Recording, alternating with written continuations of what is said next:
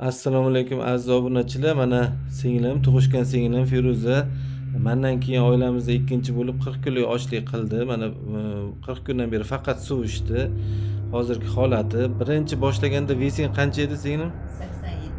87. Hozir necha kilo bo'ldi bugun? 67. 20 kilo ves yo'qotibdi.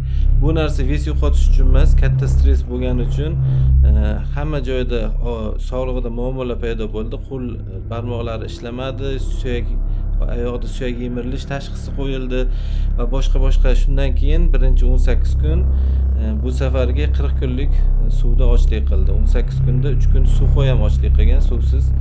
Xullas, mana shunaqa holat.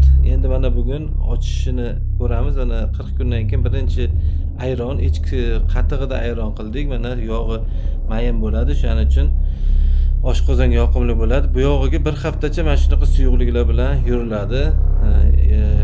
Mutaxassis nazoratisiz bunaqa uzoq muddatli ochlik qilish tavsiya qilinmaydi. Bu alternativniy meditsina. Dori-darmon foyda bermadi. Qanaqa dorilar ichuvding? Obzel. Haftaga xulosa may og'riq qoldiruvchi dorilar bilan yurardi. Bundan tashqari lichina olardim hali 5 oydan. O'sha lichinaga ham 3-4 million pul ketgan ekan. Xullas, nima deydi? Suyak yemirilish tashxisi bu jiddiy tashxis.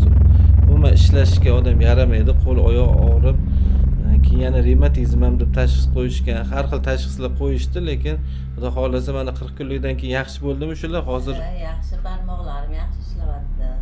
Oyoqlarim yaxshi, hammasi yaxshi.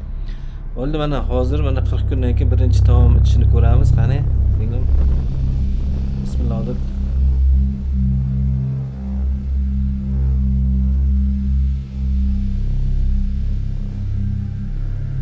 Mazami? Bunaqa ayron umrimda ichmaganman. Echki ustidan ayron, echki qatig'idan deganim, u moy anaqasi yog'i juda mayin bo'ladi, shuning uchun chaqaloqlarga ham tavsiya qilinadi. O'shanaqa ayron bilan ochishganda juda ham zo'r anaqa bo'ladi. Birinchidan tuzlar organizmda kamayganligi sababli oxirgi 10 kunda qayd qilishlar bo'lgan. Juda ham ko'p qayd qilishlar, o'shani hisobidan, ya'ni istasheniya deydi, tuz kamayib, elektrolitlar kamayib ketgan, kalsiy kamayib ketgan. O'shaning uchun ayni muddao ayron. Sog' bo'linglar, salomat bo'linglar. Yana bir bor eslataman, motivatsiya olib boshlay olmaylik bu narsaga. Mutaxassis nazoratiga qo'llab-quvvatlab o'rgatib turish kerak. Masalan, har kun klizma qilish kerak, boshqa har xil masalalar bor. O'shaning uchun mutaxassis nazoratisiz yoki shu ochlikni qilib yurgan odamlarni tavsiyasiz boshlamanglar. Sog' bo'linglar, salomat bo'linglar.